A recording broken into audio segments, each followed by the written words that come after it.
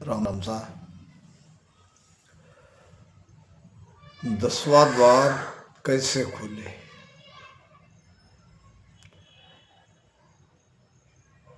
मेरे बहनों और भाइयों, 10वां द्वार अंदर की तरफ है, उसे अंदर से खोला जाता है, न कि बाहर ध्यान लगा के सोती लगा के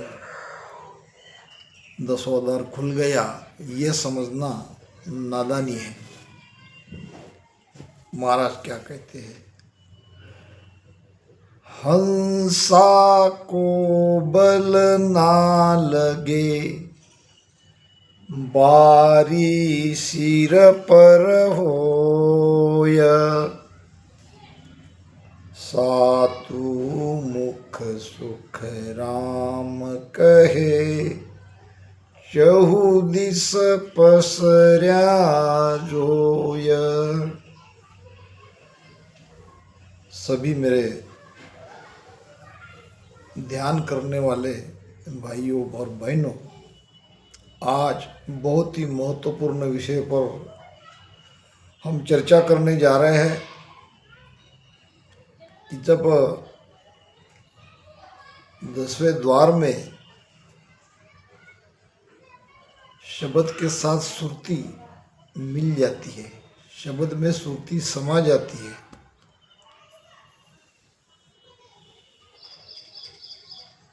तब सदगुरु कृपा से वो द्वार खुलता है।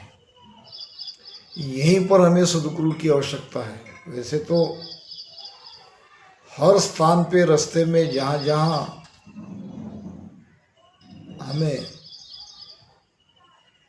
कोई कठिनाई या कोई ध्यान मार्ग से चलते हुए कोई बाधा या कोई संशय निर्माण हुआ तो सदगुरु तो दूर करने के लिए समय समय पर मदद करते ही है, मगर सदगुरु की बहुत ज़्यादा आवश्यकता 10वें द्वार में होती है। हंसा को बल ना लगे, 10वें द्वार में क्या होता है। अब हंस का बल क्या है? हंस का बल यही है कि सांस सांस में राम राम रटन करना, उसमें मन लगाना, सुरती शब्द के साथ लगा के ध्यान करना, बस यही तो बल है हमारा। अब मुख का सिमरन, मुख से रटन किया हुआ राम नाम या श्वासा में सुरती और मन लगा के जो हम भजन करते हैं, ये सारे भजन वहाँ तक नहीं जाता है। हमारी कोई साधना, हमारा कोई बल, हमारा कोई उपाय वहाँ तक नहीं पहुँचता है।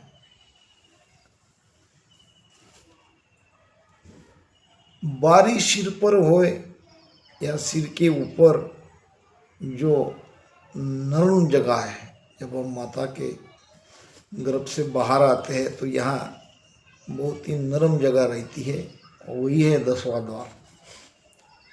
और उसे माता जी हमारी तेल लगा लगा के उस द्वार को बंद कर देती है। इस तरह से वो द्वार हमारा अभी सबका बंद है, और उस बंद द्वार में से चेतना को बाहर निकालना है। और वो बाहर कैसे जाए, ये प्रश्न है। क्योंकि जब तक 10वें द्वार के बाहर नहीं जाएगी ये चेतना, आना जाना आवागमन नहीं मिटेगा। जिसके लिए भक्ति हम कर रहे हैं वो हमारा गर्भ का आना जाना नहीं मिटेगा, काल से नहीं बचेंगे, तो क्या उपाय है।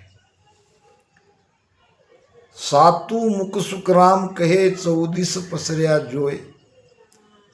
यह है 7 मुख हंस के, 2 आंखें, 2 कान, 2 नाक और 1 मुख। ये सब अपना अपना आहार लेने के लिए चारों तरफ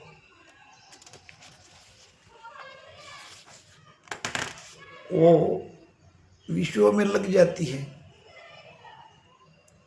यानी ये जो इंद्रिया विषयों का आहार लेती है उसमें भी हमारी काफी शक्ति चली जाती है।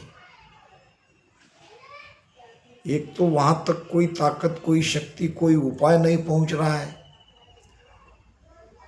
और जो भी कुछ शक्ति वहां तक, ये प्राण ऊर्जा कहो, आत्मिक शक्ति कहो या चेतना कहो, यहाँ तक लाए है वो भी इस तरह से खर्चा हो रही है, यानी माइनस हो रही है।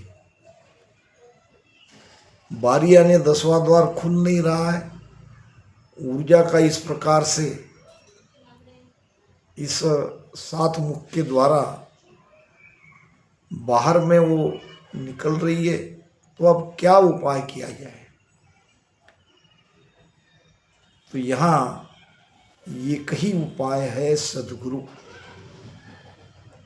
यहीं पर वो जगह है, यही वो जगह है जहाँ से हमको ऐसे सत्ताधारी सद्गुरु की आवश्यकता है जो हमारा 10वां द्वार खोल दे। क्योंकि और तो किसी का बल वहाँ लगता नहीं, चलता नहीं, केवल सद्गुरु ही एक आधार है। साथियों, ये भूल से भी नहीं करना, 10वें द्वार में आपका ध्यान है और बाहर निकलने के लिए 1.25 हाथ ऊपर या ऊपर में आप सुरती लगा के ध्यान में बैठे हो, वहाँ कुछ ध्वनियाँ सुन रहे हो, ये 10वें द्वार खुलने का अनुभव नहीं है। ऐसा भूल से भी मत करना, क्योंकि दरवाजा अंदर से है और अंदर से उसको खोलना पड़ता है। बाहर सुरती लगा के 10वें द्वार के बाहर निकलने का जो तुम एक भरम पाल रखे हो, ये न तो वाणी से जुड़ता है, न महाराज के अनुभव से ये मिलता है। ये आपका मत ज्ञान हो सकता है। तो मेरी बात को ध्यान से सुनो, विचार करो। अब यहाँ करोगे क्या फिर? अब न तो आपका श्वास उश्वास में भजन हो रहा है, न मन लग रहा है, न सुरती वहाँ जा रही है, शब्द ऊपर है, द्वार खुल नहीं रहा है। तो केवल और केवल करुणा और पुकार गुरु महाराज से करो, और सद्गुरु महाराज जरूर कृपा करेंगे। ऐसे सत्ताधारी सद्गुरु के शरण में जाना पड़ेगा और वही वो द्वार खोल सकते हैं, नहीं तो हमारे हाथ में, हमारे बस में वो चीज़ नहीं है। राम राम साहब।